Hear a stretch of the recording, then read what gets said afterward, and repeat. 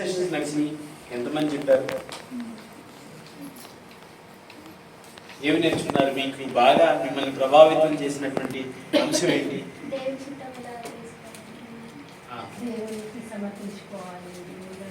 ఇవన్నీ ఒకళ్ళే చెప్పారా? అందరూ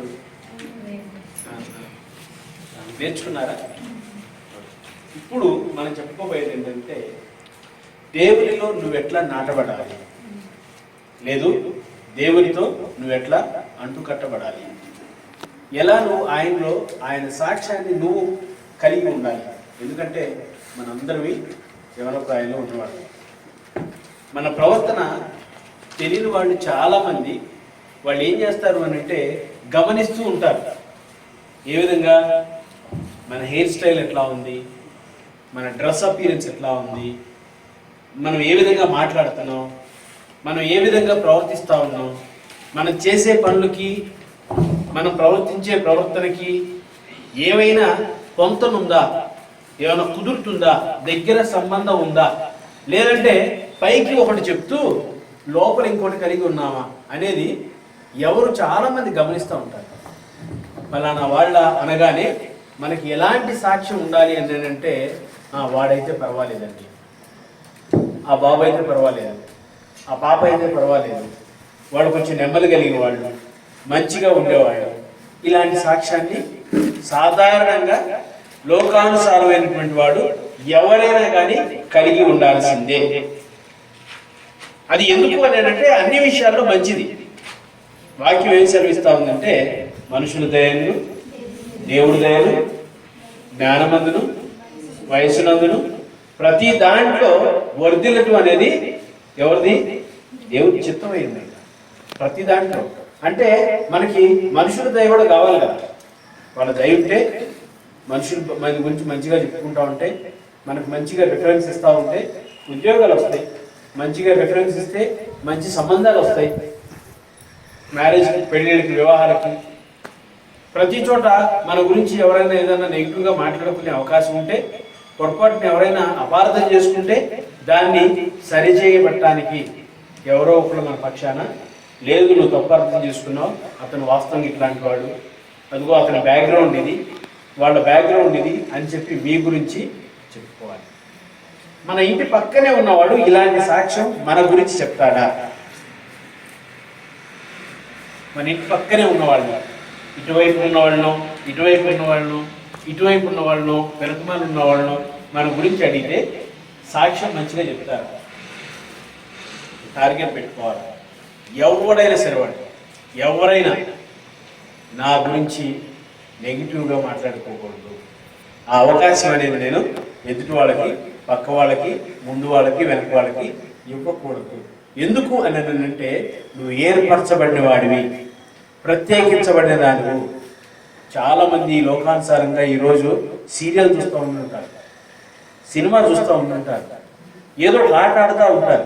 కానీ వాటన్నిటినీ నువ్వు త్యాగం చేసుకొని, నాకు అవసరం లేదు అవేవి, వాటికన్నా విలువైంది, ముఖ్యమైనది ఈరోజు దేవుని వాక్యం, దేవుని పాదాల చెంత గడపాలని ఆశపడి నువ్వు వచ్చేవాడిని అంటే దేవుని కాపుదల్ని ప్రత్యేకించబడిన దాన్ని. కాబట్టి ఏంటి, మీరు ఏ విధంగా ఉండాలి, ఏ విధంగా ఉంటే దేవుని చిత్తమై ఉంటుంది అనేది మనం తెలుసుకుందాం. ఈ సెషన్లో మనం ఏమేమి తెలుసుకుంటాము అని అంటే, ఏ విధంగా దేవునికి సాక్షిగా ఉండగలం. రెండోది, మీరు యవన ప్రాయంలో ఉంటుండగా, మీరు యవనస్తులుగా ఉంటుండగా చర్చిలో మీ యొక్క పాత్ర ఏంటి? ఎందుకు అని అంటే, సండే స్కూల్ మినిస్ట్రీ ఒకటి, యూత్ మినిస్ట్రీ ఒకటి, ఇవి రెండు చర్చికి ఉన్నటువంటి 4 స్తంభాలలో ఇవి రెండు స్తంభాలు అంటారు. ఈ 2 స్తంభాల్లో ముఖ్యమైనది ఏంటి అని అంటే, 2 ముఖ్యమైనవి. సండే స్కూల్ మినిస్ట్రీ ముఖ్యమైనదే, యవనస్తుల కూడిక, యవనస్తుల పరిచర్య కూడా ముఖ్యమైనది. ఇవి 2 ముఖ్యమైనవి. ఇవి 2 ఏదైనా పొరపాటు లేదనుకోండి, ఎవరన్నా లేకపోతే, ఈ 2 కనుక లేకపోతే ఆ చర్చి 4 స్తంభాల మీద లేదు, 2 మీదే ఆధారపడి ఉంది. ఏ క్షణమైనా వెళ్ళిపోవచ్చు. మనం అనుకోవచ్చు మన చర్చి కదా, గొప్పగా ఉంది కదా, బాగుంది కదా, నెక్స్ట్ జనరేషన్ తయారు చేసుకోవాలి. చాలా సంఘాల్లో ఉన్నటువంటి ఒక విధమైనటువంటి సమస్య ఏంటి అని అంటే, ఆడపిల్లలు ఎక్కువ మంది వస్తారు ప్రతి సంఘంలో. స్త్రీలు కూడా పురుషులతో పోల్చుకొని చూస్తే ఎక్కువ మంది వస్తూ ఉంటారు. ఈ వచ్చే వాళ్ళందరూ ఒకే ఏజ్ గ్రూప్కి సంబంధించిన వాళ్ళు అయి ఉంటారు. ఈ ఏజ్ గ్రూప్ వాళ్ళు సడన్ గా ఒకేసారి టప టప టప టప ఒక 6 నెలలు, 1 సంవత్సరం గ్యాప్తో వరుసగా పెళ్లిళ్ళే వెళ్ళిపోతూ ఉంటే చర్చి ఖాళీ అవుతా ఉంటుంది. మళ్ళీ కొత్త జనరేషన్ని, మళ్ళీ కొత్త వాళ్ళు ఎదుర్కొంటూ ఉండాలి.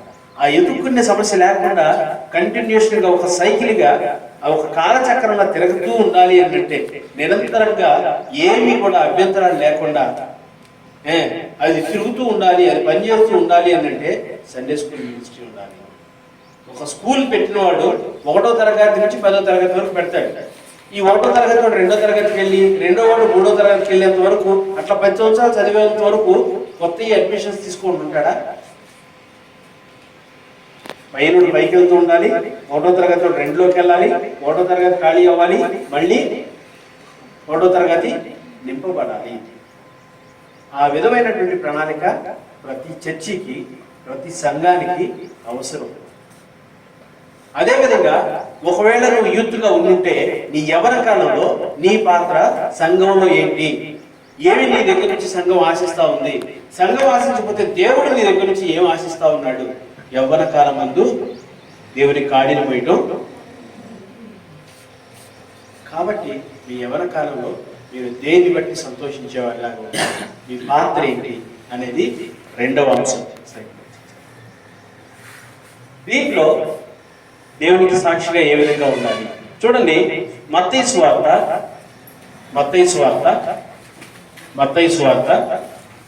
5వ అధ్యాయము 16వ వచనం ఒకసారి చూడండి. 5వ అధ్యాయము, మనుషులు మీ సత్క్రియలను చూచి పరలోకమందున్న మీ తండ్రిని మహిమపరచునట్లు వారి ఎదుట నీ వెలుగు ప్రకాశింపనివ్వండి. ఎందుకు అనంటే, మీరు ఈ లోకానికి వెలుగై ఉన్నారు. మీరు ఎవరు? ఈ లోకానికి వెలుగుగా ఉన్నవాడు మంచం కింద దాక్కుంటాడా? ఎక్కడో ఎవరికి కనపడకోకుండా దాక్కొని తిరుగుతాడా? చర్చికి రావాలి అని అంటే అందరూ బైబిల్ తీసుకొని వెళ్తుంటే సిగ్గుపడి చిన్న బైబిల్ కొనుక్కొని దాని జేబులో పెట్టుకొని ఎవరికి కనపడకోకుండా గవాళ్ళు వెళ్ళి, మళ్ళీ ఎవరు చూస్తారేమో అందరూ ప్రార్థన చేసేటప్పుడు గవాళ్ళు వెళ్ళి అనుమానం కూర్చొని ప్రార్థన చేసి ఆఖరి ప్రార్థన చేస్తా ఉన్నాక అందరూ కళ్ళు మూసుకుంటే గవాళ్ళు మళ్ళీ కాముకి ఏమీ తెలియనట్టు ఆ బైబిల్ జేబులో పెట్టుకొని పారిపోయేటువంటి అనుభవం ఉన్నవాళ్ళు చాలా మంది ఉన్నారు. ఎవరన్నా చూస్తారేమో సీక్రెట్గా కాదు. వెలుగుని అట్లా సీక్రెట్గా ఉంచలేము. వెలుగు అనేది బహిర్గతంగా ఉండాలి. ఒక్కసారి ఒక కారు చీకట్లో, భయంకరమైనటువంటి చీకట్లో చిన్న దీపాన్ని అట్లా వెలిగించండి, ఏమవుద్ది? ఆ దీపం చుట్టూత వెలుగే కనపడుతుంది, కానీ దాన్ని ఆనుకొని చీకటి అనేది ఉంటుందా? మీరు ఈ లోకానికి వెలుగులా ఉన్నారు కాబట్టి మీ వెలుగుని ఎవడి ముందు అన్నిలేనటువంటి వారు. ఎందుకు అంటే వాళ్ళకి తెలియదు కాబట్టి, నీ ప్రవర్తన బట్టి, నువ్వు జీవించే విధానాన్ని బట్టి నీ దేవుడైన యెహోవాను వాళ్ళు, నీ దేవుడైన యేసు ప్రభువును వాళ్ళు అంగీకరించే విధంగా నీ ప్రవర్తన ఉండాలి. అంతేగాని మనం బాగా బాగా మంచి సాక్ష్యం కలిగిన వాళ్ళని మనమే అనుకుంటా మన హెయిర్ స్టైల్ మొత్తం తీసేసి, లేదంటే ఇంకో రకంగా చేసుకొని, విపరీతంగా గోల్డ్ అది పెట్టుకొని, షార్ట్ లెంత్ షర్ట్స్ వేసుకొని, పొట్టి పొట్టి ప్యాంట్లు వేసుకొని తిరుగుతూ ఉన్నాం అనుకోండి, సాక్ష్యం ఉండదు. కొన్ని సంఘాల్లో యూత్ దానికి వస్తుంటే చాలామంది హెవీ మేకప్, అంగీకరించడానికి ఇష్టపడినటువంటి బట్టలు, వేషధారణ, స్టైల్గా ఎవడో అనుసరిస్తూ ఉంటాడు. ఆ గడ్డం వాడు ఎవడో నీ స్టైల్ నీకు ఉన్నారు కదా, నీకు ఇష్టం వచ్చినట్టు బట్టలు వేసుకోవడం కాదు, వాడు ఎవడో గుర్తించుకున్నాడు, ఆ సినిమాలో వేసుకున్నాడు, అది ట్రెండ్ అయింది కాబట్టి మనం కూడా వేసుకోవాలి. అంతకుముందు బ్లేజర్స్ వేసుకునేవాడు, బ్లేజర్లకి కోట్లకి ఇంపార్టెన్స్ ఉంది, వేసుకునేవాళ్ళు. ఎందుకు వేసుకునేవాళ్ళు అంటే నార్త్ ఈస్టర్న్ వాళ్ళు, నార్త్ స్టేట్స్ వాళ్ళు, వాళ్ళకి ఏంటంటే చలికాలం, వాళ్ళకి చలి ఎప్పుడు ఉంటుంది కాబట్టి దాని నుంచి కాపాడుకోవడం కోసం జాకెట్స్ వేసుకునేవాళ్ళు, జర్కిన్లు వేసుకునేవాళ్ళు. ఆ జర్కిన్లు కాస్త అది ఏమైందంటే బ్లేజర్లకే కన్వర్ట్ అయింది. ఎప్పటి నుంచో ఉన్నది. కానీ ఒక్కసారి మోడీ పిఎం అయిన తర్వాత మోడీ వాడు వేసుకోగానే దాన్ని చూసి ఈరోజు ప్రతి కాపరి అడాప్ట్ చేసుకున్నాడు దాన్ని. ఏదైనా పాంప్లెట్లో చూడాలా, బ్లేజర్ లేకుండా ఉండే పరిస్థితి కాదు. ఏంటి అంటే వాడు కూడా అర్థమయ్యేటట్టు మోడీ సూటా అండి, మోడీ సూటా, మోడీ కోట అని అడిగి ఇది మోడీ వేసుకున్నాడండి అన్నాడు. ఇంకోటి, ఎవరినో నువ్వు ఎందుకు అనుసరించడం? నీ బట్టలు కానీ, కూర్చునే విధానం కానీ, మాట్లాడే విధానం కానీ, పలకరించే విధానం కానీ, భోజనం చేసే విధానం కానీ ప్రతిదీ పద్ధతిగా ఉండాలి. ఎందుకు అని అంటే మనం ఏర్పరచబడిన అది కాకుండా ఇంకోటి ఎవడో మనకు సంబంధం లేనివాడు మనం గమనిస్తూ ఉంటాడు. ఇదేంట్రా ఇట్లా ఉంటాడు, ఇదేంటి స్పెషల్గా ఉంటాడు, మన గురించి డిస్కషన్ స్టార్ట్ అవుతూ ఉంటాయి. అరే వాడు ఎవరికైనా సహాయం చేస్తాడరా. మేము ఇప్పటి నుంచే మా పిల్లలకు నేర్పిస్తూ ఉన్నాం. 5 రూపాయల బిస్కెట్ ప్యాకెట్లు 2, 3 కొనిచ్చి వాడి చేతిలో పెడితే నాకు ఒక్కడు చాలు అని అన్నట్టు. ఒకటి కాదమ్మా, తీసుకొని వాళ్ళు నువ్వు తినేటప్పుడు నీ పక్కన వాళ్ళు ఉంటారు, వాళ్ళకు కూడా షేర్ చేయి, తీసుకెళ్ళు. ఏముంది 10 రూపాయలు, 4 బిస్కెట్ ప్యాకెట్, 4 బిస్కెట్ ప్యాకెట్లు తీసుకెళ్ళు. నువ్వు తినేటప్పుడు చుట్టుపక్కల వాళ్ళు చూస్తూ ఉంటారు, తీసుకోమని ఆఫర్ చేయి. ఇంకొక 2 ప్యాకెట్లు తీసుకెళ్ళావు అనుకో, మొహోటానికైనా ఒక్కొక్కటి తీసుకున్నాడు అనుకో టేస్ట్ చేయడానికి కోసం, 2 ప్యాకెట్లు నీ పక్కన ఉన్న 10 మందికి నువ్వు ఇవ్వగలవు కదా. నేర్పించాలా, ప్రవర్తన నేర్పించాలా, ఆ విధమైనటువంటి అలవాట్లు మనం చేయాలి. ఎందుకు అని అంటే వాక్యం ఏం చెప్తుందనంటే ఒకసారి చూడండి, మనుషులు మీ సత్క్రియలను చూసి పరలోకమందున్న మీ తండ్రిని మహిమపరచునట్లు, మీ సత్క్రియ మీ చేసేది ఒకటే అయి ఉండాలా, చెప్పేది ఒకటే అయి ఉండాలా. సత్క్రియ మనం తినేటప్పుడు ఎదుటివాడికి ఆఫర్ చేయటం.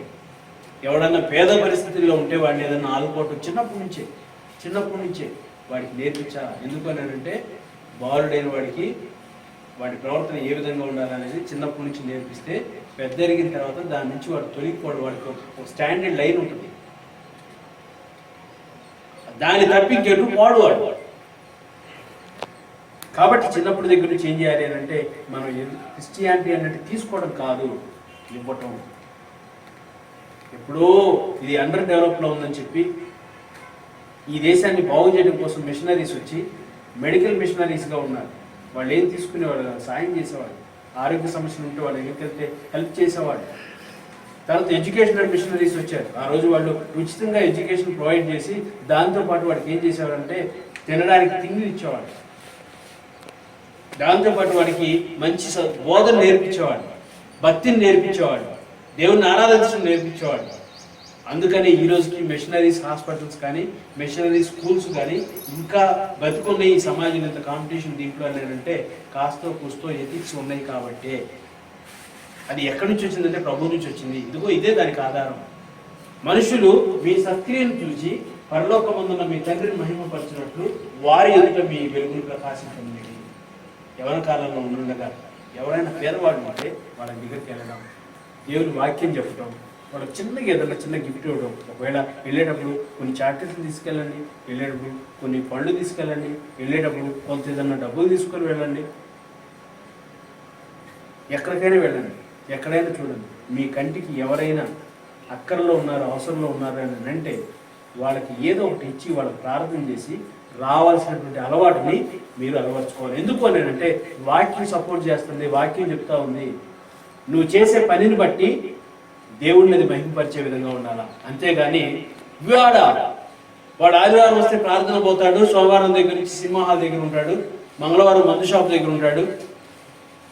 ఇలాంటి సాక్ష్యం ఉండకూడదు.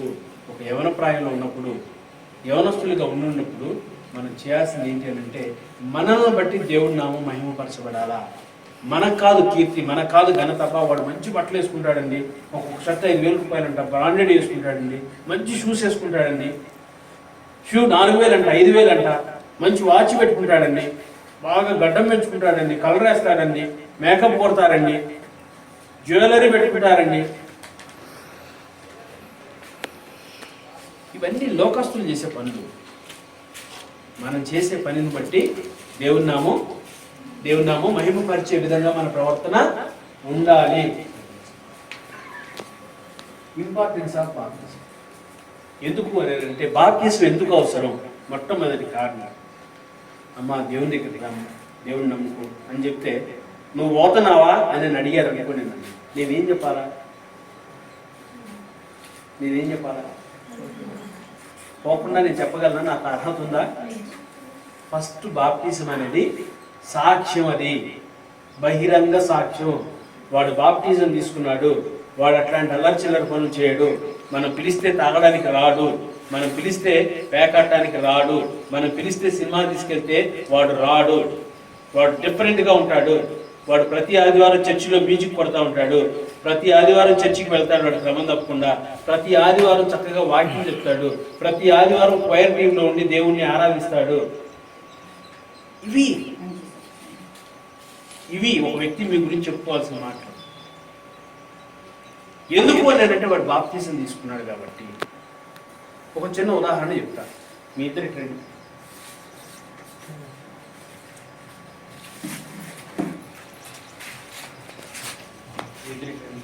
అటువైపు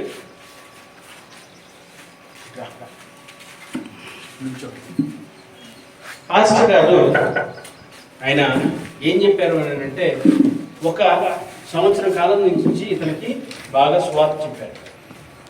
అదే సంవత్సరం దగ్గర నుంచి ఇతనికి కూడా సువార్త చెప్పారు. ఇద్దరికి సువార్త చెప్పారు. సువార్త చెప్పి వీళ్ళిద్దరు మంచిగా బాప్తిజానికి వచ్చారు, మంచిగా దేవుణ్ణి అంగీకరించారు. ప్రతి చర్చిలో జరిగే ఈవెంట్కి వీళ్ళు ముందుంటున్నారు, సపోర్ట్ చేస్తున్నారని నమ్మి ఒక మంచి దినాన్ని సెలెక్ట్ చేసుకొని బాప్తీసం ఇవ్వడానికి సిద్ధపడ్డారు. వాళ్ళలో మొదటి వ్యక్తి. ఈ మొదటి వ్యక్తి ఏం చేశాడు అని అంటే, చిన్నగా చుట్టదాకి అలవాటు ఉంటే, అయ్యా రేపు బాప్తీసం ఇవ్వబోతున్నాను, దేవుని నమ్ముకో, ఈ చుట్టా గిట్టాన్ని మానుకో, జాగ్రత్తగా ఉండు అని పాస్టర్ గారు నెత్తి నలుగు కొట్టుకుని సంవత్సరం చెప్తారనుకున్నారు. డేట్ కూడా ఫిక్స్ చేశారు.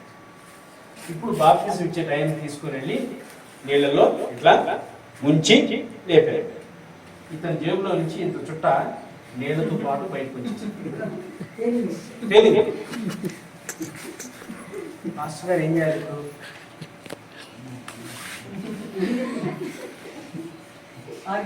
కొంచెం నుంచి చెప్తున్నాను కదా, దుర్మార్గుడు, ఏం పని నువ్వు?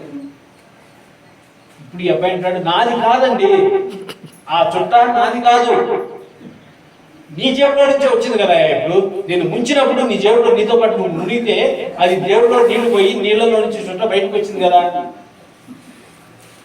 అంటాడు. మీరు నీళ్లలో ముంచినప్పుడు పాతి పెట్టబడ్డాడే, పాత జీవితం చనిపోయాడే, వాడిదండి, నేను దేవుడితో లేపబడ్డారండి, ఇప్పుడు అది నాది కాదండి, నా పాత జీవితం అండి అని చెప్పి గొప్ప సాక్ష్యాన్ని చెప్పుకొచ్చాడు.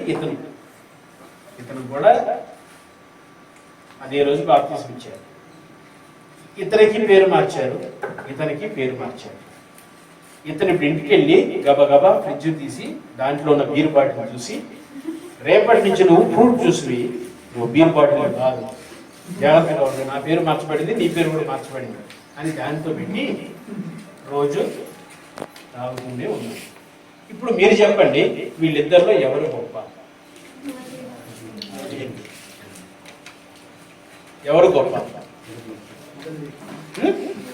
క్రిస్టియానిటీ అంటే ఇంత ముందు ఉదయం మీరు చూసిన సాక్ష్యం ప్రకారం చాలా మంది సేవకులు ఈ విధంగానే ఉన్నారండి, చాలా మంది యవనస్తులు ఈ విధంగానే ఉన్నారండి, ఫలానా చర్చికి వెళ్ళేవాళ్ళు ఇట్లాగే ఉంటారండి, ఫలానా చర్చికి వెళ్ళేవాళ్ళు గొడవలు పడతారండి, వాళ్ళకి క్యాస్ట్ ఫీలింగ్ ఎక్కువ అండి, లేకపోతే వాళ్ళ టీములే ఉంటారండి. చాలా సంఘాలకు ఉన్నటువంటి ఏమైంది లేరా, అరే ఎవరు చెప్పారా నీకు తాగమని, ఎందుకురా నువ్వు తాగుతున్నావు, తాగుతున్నారు కదా, మీ బైబిల్లో కూడా చెప్పారు కదా, ఎక్కడ చెప్పారంటే కానా వివాహంలో ద్రాక్షరసం ఇచ్చాడు కదా, అదేమో అప్పుడు తయారు చేసి దేవుడు పులిసిపోయింది, 2 ద్రాక్షరసం వేయంగా తాగొచ్చు, అప్పటి నుంచే ఇచ్చారు అని దాన్ని సాగుగా పెట్టుకొని మందు తీసుకునే సంఘ పెద్దలు ఈ రోజుకి బతికే ఉన్నారు. ఆ వ్యవస్థ ఈ రోజుకి బ్రతికే ఉంది. మీ దగ్గర ఏ వ్యవస్థ నడుస్తుందో, ఏ విధంగా ఉన్నారో, మీ సంఘాల పరిస్థితులు ఏంటో నాకు తెలియవు, కానీ నాకు తెలిసిన దాన్నే మీకు చెప్తున్నాను. దీంట్లో కల్పితం కానీ, అబద్ధం కానీ, మోసం కానీ ఏమీ లేదు. బైబిల్ అనేది స్టాండర్డ్ బెంచ్ మార్కింగ్ అది. అది మిమ్మల్ని సరిచేయాలి, కానీ మీకు అనుకూలంగా దాన్ని సరి చేసుకుంటే కరెక్ట్ కాదు. కాబట్టి ఇక్కడ ఏం చెప్తున్నారంటే బాప్తిసం ఎందుకు అవసరం అంటే, ఇదిగోండి అపోస్తుల కార్యము 1:8 ఒకసారి చూడండి. అయినను మీ మీదకి వచ్చినప్పుడు మీరు శక్తి నొందెదరు గనుక మీరు యెరూషలేములోను యూదయలోను సమరయ దేశములంతటా ఏం చేయాలి?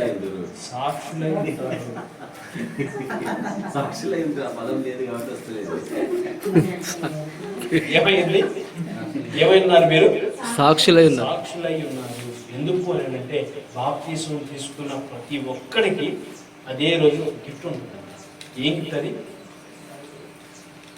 అది?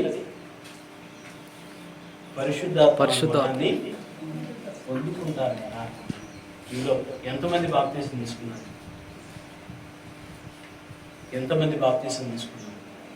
మీ దగ్గర ఆ గిఫ్ట్ ఉందా? మరి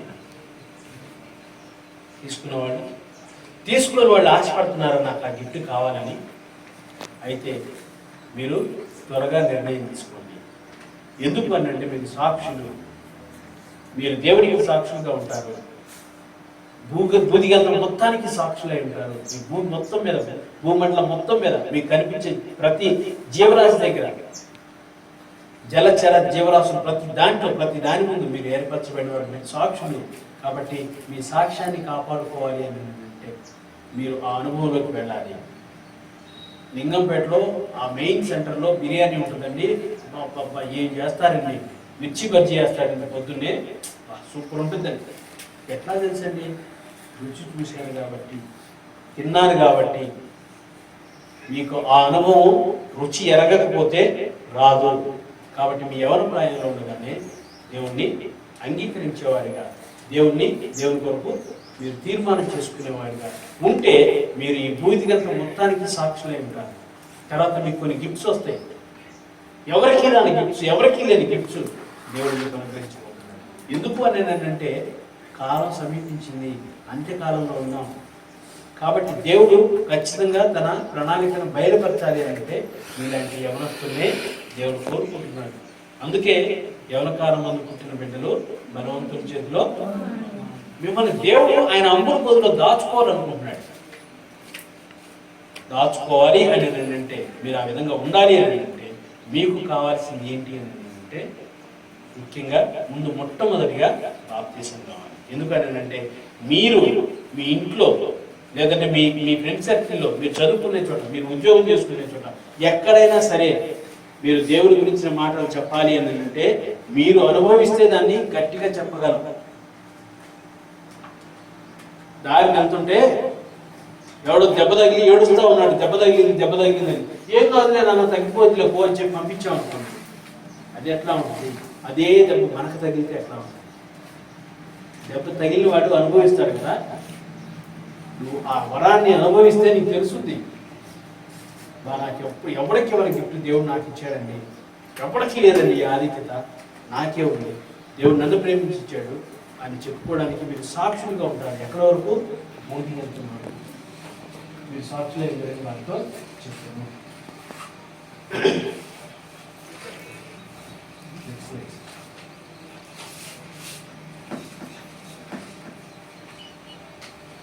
ఏ విధమైనటువంటి సాక్ష్యాన్ని మనం కలిగి ఉంటాం, ఏ విధంగా ఉండటం వల్ల సాక్షులుగా ఉంటాం దేవునికి అంటే మొట్టమొదటిగా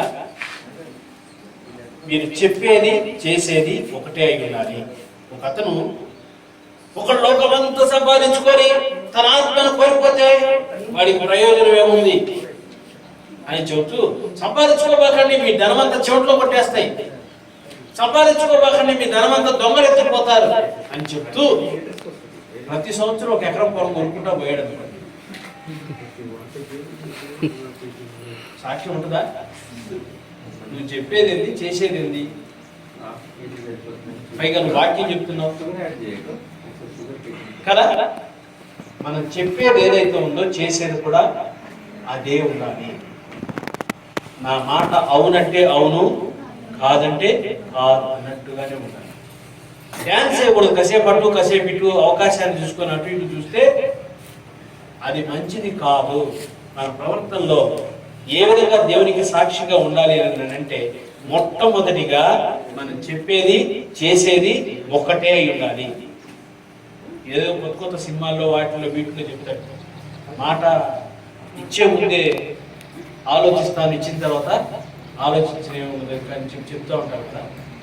ఎవరో చెప్పాను కాదు, ఎవరో చెప్తే చేయడం కాదు, మనం ఆ విధంగా నిలబడాలా. రెండవది, నీవు దేవునికి దగ్గరగా తీసుకొని రావాలా. ఈరోజు సెలవు వచ్చిందండి, సెలవు వస్తే ఏం చేస్తావా? సీరియల్ చూస్తావా, సినిమాకి వెళ్తావా, షాపింగ్కి వెళ్తావా, క్రికెట్ ఆడుకుంటావా? ఈరోజు దేవునికి నా సమయంలో దశమ భాగాన్ని ఇస్తాను. 24 గంటలు కదా, 2 గంటల 40 నిమిషాలు ఈరోజు ఏకాంతంగా వెళ్ళి ప్రార్థన చేసుకుంటా, వాక్యం ధ్యానం చేస్తా, చక్కగా పాటలు పాడుతా, దేవుడిని ఆరాధిస్తా. ఈ విధంగా దేవునికి నేను దగ్గరగా ఎట్లా వెళ్ళాలో ఆలోచన కలిగి ఉంటా. అలాంటి ప్రవర్తన, అలాంటి మనస్తత్వం నీకు ఉండాలి. నీ ఇంటిలో సాక్ష్యం ఉంటుంది, నీ పక్కన సాక్ష్యం ఉంటుంది, నీ ముందు సాక్ష్యం ఉంటుంది.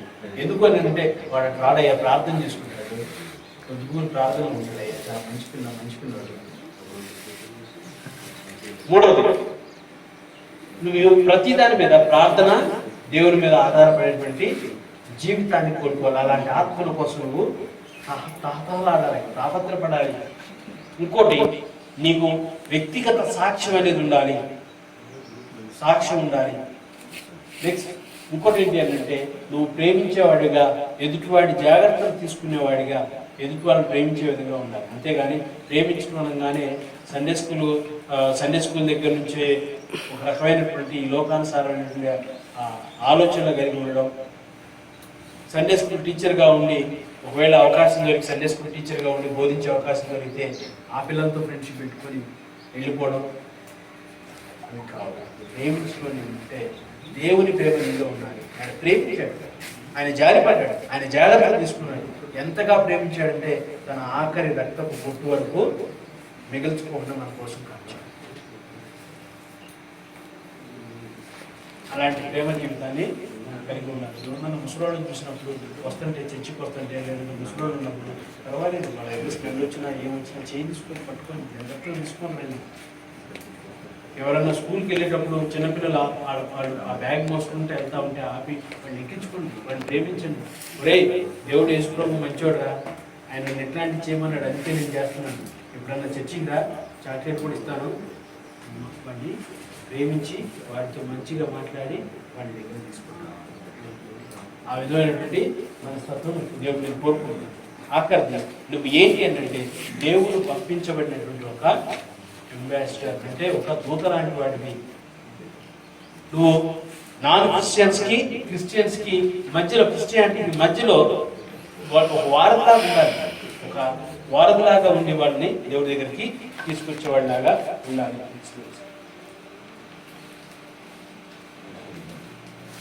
కాబట్టి మీరు వెళ్ళి సమస్త జనులను శిష్యులుగా చేయండి. మీరు శిష్యులు అయితేనే కదా ఇంకోటి శిష్యులుగా తయారు చేస్తారు. ఫస్ట్ నీకు అవసరం కదా.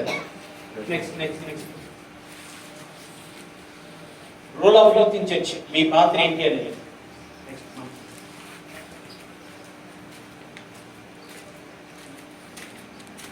ఒక క్రిస్టియన్ గా నువ్వు ఏం చేయాలి అంటే అనేకుల జీవితంలో నువ్వు మాదిరికరంగా ఉండాలి. ఫస్ట్ మాదిరికరంగా ఉండాలి.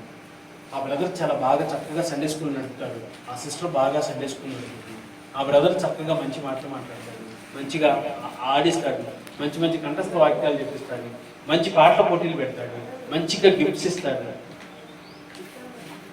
ఇలాంటివి చేయడం వల్ల నీ వల్ల సంఘంలోకి కూడా రాబడతాడు.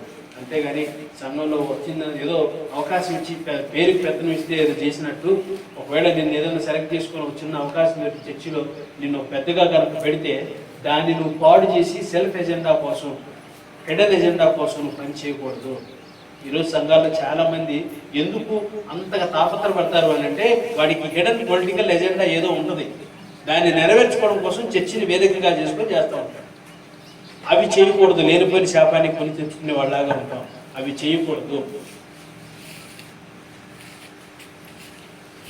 ఏవైనా చర్చిలో ఇష్యూస్ ఏమైనా ఉంటే, ఏమన్నా చిన్న చిన్న సమస్యలు ఏమైనా ఉంటే వాటికి నువ్వు సొల్యూషన్ ఇచ్చేవాడిలాగా, వాటిని నువ్వు ఆ ప్రాబ్లమ్ సాల్వ్ చేసేవాడిలాగా నువ్వు ఉండాలి చర్చిలో. ముఖ్యంగా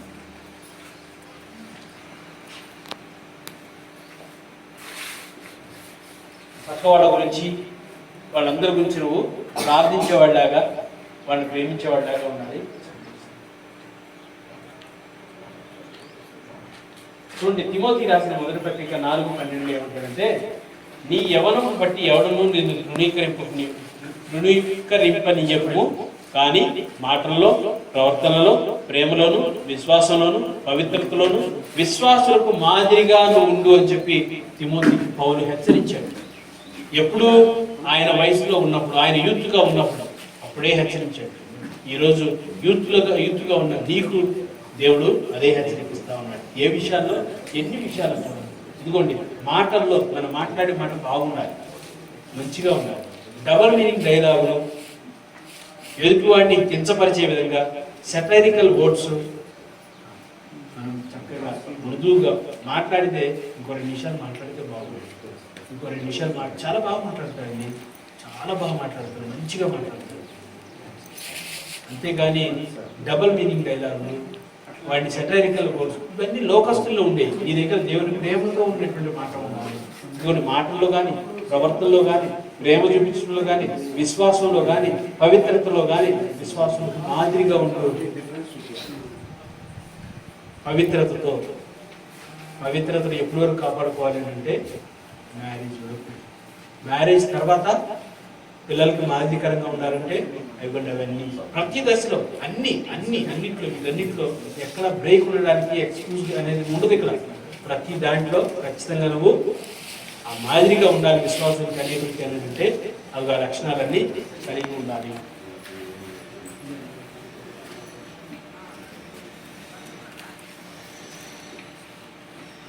వినేవాళ్ళకి మేలు కలుగునట్లు ఒక మంచి మాటలు నేను మాట్లాడాలి, కానీ పోకిన మాటలు కానీ, శాపనార్థాలు కానీ, ఏదన్నా ఇబ్బంది పెట్టే విధంగా ఉండకూడదు.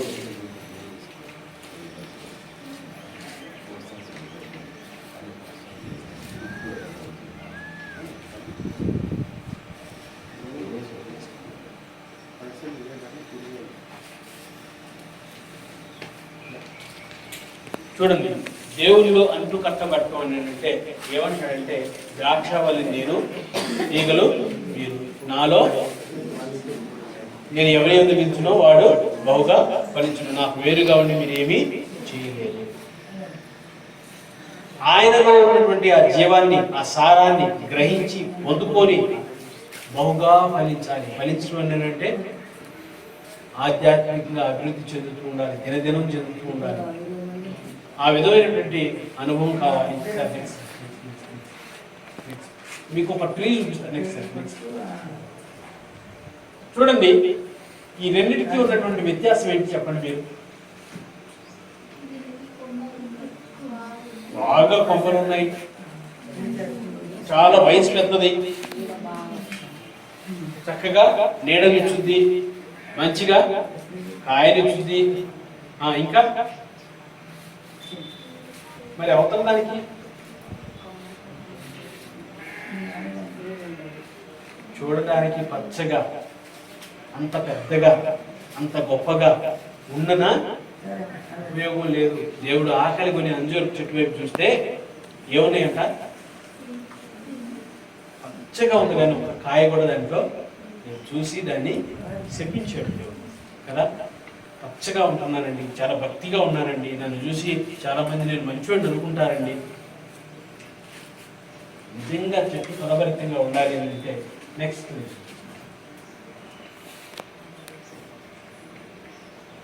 ఈ చెట్టు చూడండి, ఏమేమి ఉన్నాయి, ఎన్ని ఫ్రూట్స్ ఉన్నాయి చూడండి. చెట్టుకి ఫలాలు ఉండాలి, ఆ ఫలాలు నేను ఉన్నాయి అవన్నీ అనుకుంటే ఒక పక్కనే రాసిపెట్టుకున్నాను. అన్ని రకాల ఫ్రూట్స్ని, అన్ని రకాల మనస్తత్వాన్ని, అన్ని రకాలైన గుణగణాన్ని మనం పొందుకోవాలి. మన జీవితంలో ఏముండాలి? ప్రేమ ఉండాలి, సంతోషం ఉండాలి, సమాధానం ఉండాలి, దీర్ఘశాంతం ఉండాలి, దయాళత్వం ఉండాలి. ఇవన్నీ దేవుడు కోరుకుంటున్నాడు. ఇవన్నీ ఎప్పుడైతే చెక్ లిస్ట్ పెట్టుకోండి, నా దగ్గర ప్రేమ ఉందా లేదా, నిజమా అవ్వదా. ఒకవేళ చిన్నపిల్ల ఉన్న ఈ మధ్యకాలంలో చిన్నపిల్ల ఇంత పిల్ల మాతో పాటు సరదాగా వచ్చింది. మేము ఇట్లాగే స్వార్థ ప్రారంభం కోసం అయితే పిలిచి చక్కగా 2 రోజులు మాట్లాడి మీరు ఏం కూర అని అంటే మాది చికెన్, మరి నాకు తీసుకొస్తామంటే లేదుగా అయిపోయిందిగా. చిన్నపిల్ల అసలు ఆ పిల్ల అబద్ధం చెబుతుందని తెలుసు, ఇచ్చే మనస్తత్వం లేదని తెలుసు, కానీ వినాలనిపిస్తుంది. అంత స్పాంటేనియస్గా అంత త్వరగా ఆ పిల్ల ఆ మాటను చిన్నపిల్ల అంటే ఏముండాలి? పిల్లల దగ్గర నుంచే ఉండాలి కదా. చిన్నప్పటి నుంచే అదేదో మొక్క పువ్వు పుట్టేటప్పుడే తెలుస్తుంది, అది మల్లె పువ్వు ఉల్లి పువ్వు అంటారు కదా. మనం చిన్నప్పుడుగా ముఖ్యంగా ఆధ్యాత్మికంగా చిన్న వయసులో ఉండగానే, ఆధ్యాత్మికంగా చిన్నప్పటి దగ్గర నుంచి ఉండగానే మనం ఇవ్వండి ఎదుటివాడిని ప్రేమించడం, సంతోషం కలిగి ఉండడం, సమాధానం కలిగి ఉండడం, దయ కలిగి ఉండటం, ఇవన్నీ మనలో ఉన్నాయని చెక్ లిస్ట్ పెట్టుకోవాలి. ఇది ఉందా ప్రభా, ఇది నాకు నిజంగా లేదయ్యా, మంచి మనసు లేదయ్యా, ఎవరి దగ్గరైనా ఆశిస్తాను కానీ నేను ఎవరికి పెట్టనయ్యా. కాబట్టి ఈ గుణాన్ని నా నుంచి తీసివేసి ఇదిగో ఆ లక్షణాన్ని నాకు ఇవ్వు అని చెప్పి మీరు ప్రార్థించి కొనుక్కునేవాడిలాగా ఉండాలి. ఈ లక్షణాలు అన్నీ ఉంటే వాడు పెరుగుతూ ఉంటాడు. నిజంగా వాడి ముఖంలో కాంతి కనపడుతూ ఉంటుంది, సంతోషం కనపడుతుంది, ఏ రోగం ఉంటుంది, ఏ తెగులు ఉంటుంది, ఏ ఇబ్బంది ఉంటుంది, ఏ ఆపద ఉంటుంది. ఎందుకంటే వాడి దగ్గర ఉన్నాయన్నీ ఈ లక్షణాలు. కాబట్టి ఈ లక్షణ వాటిని దగ్గరకు రానివ్వదు. వయసులో ఉండగా, యవన ప్రాయంలో ఉండగా నీకు కావాల్సింది ఈ గుణగణాలు, ఈ లక్షణాలు. వీటన్నిటిని బట్టి దేవునికి నువ్వు సాక్షిగా ఉంటావు. కాబట్టి ఈరోజు తీర్మానం చేసుకోండి, నీ చర్చికి నువ్వు ఉపయోగకరంగా ఉండాలి, నీ తల్లిదండ్రులకు నిన్ను గొప్పగా ఉండేవాళ్ళలాగా ఉండాలి, తర్వాత నీ చుట్టుపక్కల వాళ్ళకి నువ్వు వెలుగుగా ఉండాలి, తర్వాత నీలో అదిగో ఆత్మఫలాలు ఉండాలి. నిన్ను బట్టి అనేకులు నీ దేవుడిని సంతోషపరిచేవాళ్ళలాగా, మహిమపరిచేవాళ్ళలాగా ఉండాలి. ఇవన్నీ నీ యవన ప్రాయంలో ఉండగా నువ్వు చేయాలి. తర్వాత నువ్వు వయసులో ఉండగా, నీ యవన ప్రాయంలో ఉండగా ఎవడో నిన్ను చూసి మార్పు ఆ పిల్ల సంగతి ఏం చెప్తానండి, వాడు మామూలుడు కదండి. నాకు తెలిసిన ఒక అబ్బాయి అన్నాడు, ఆ ఊర్లో ఆ అబ్బాయి సుమారు ఎంత మందితో ఫ్రెండ్షిప్ పెట్టుకొని ఆ ఆడపిల్లల్ని ఇబ్బంది పెట్టేవాడు తెలియదు. వాడు టార్గెట్ పెట్టుకునేవాడు అంట, ఒకే ఆడపిల్ల ఉండాలి, ఆ అమ్మాయికి పొలం ఉండాలి, గోల్డ్ ఉండాలి, తల్లిదండ్రులు ఉద్యోగస్తులై ఉండాలి.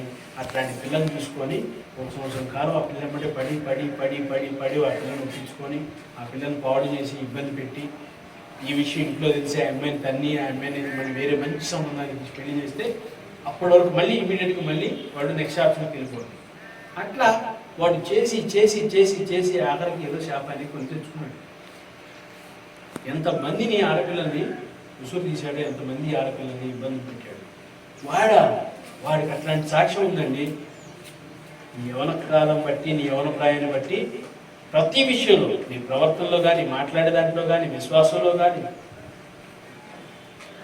ప్రతి దాంట్లో ఎవరు కూడా తృణీకరించకుండా ఉండేటట్టు కాపాడుకోవాలి. ఇవి లక్షణాలన్నీ ఉంటే నిన్ను బట్టి చర్చ్ సంతోషించుద్ది, నిన్ను బట్టి సంఘం సంతోషించుద్ది, నిన్ను బట్టి కుటుంబం సంతోషించుద్ది, మీ గ్రామం సంతోషించుద్ది. దేవుడు సంతోషించేవాళ్ళ ఉన్నాడు. అనేకులకి నువ్వు మార్గదర్శిగా మారబోతున్నావు, అనేకులకి వాక్యం ప్రకటించేవాళ్ళ మారబోతున్నావు. ఆ విధమైనటువంటి తీర్మానం కలిగి ఈరోజు మీరు ఇక్కడి నుంచి వెళ్ళాలని ఆశపడుకోండి. దేవుడి కొన్ని మాటలు తన అంకిలో దీవించి ఆశీర్వదించుకుంటారు. మీలో ఎవరైనా ఈ వాక్యాన్ని విన్నదాన్ని బట్టి నేను తీర్మానం చేసుకుంటాను, నేను ఈ లక్షణాలన్నీ కలిగి ఉంటాను, చర్చిలో నా పాత్ర ముఖ్యంగా ఉండాలి, దేవునికి మహిమకరంగా ఉండాలి, నా యవన కాలాన్ని బట్టి దేవుడు సంతోషించేవాడిలాగా ఉండాలి, నేను కాపాడుకోవాలి ప్రతి పవిత్రతలో కానీ, విశ్వాసంలో కానీ, అన్నింటిలో అని చెప్పి మీరు ఎవరైనా అర్థమయ్యి ఒకవేళ మీరు కనుక తీర్మానం చేసుకుంటే దయతో చేతులు ఎత్తండి, మీ గురించి ప్రార్థన చేసి ముగించి వేస్తాను.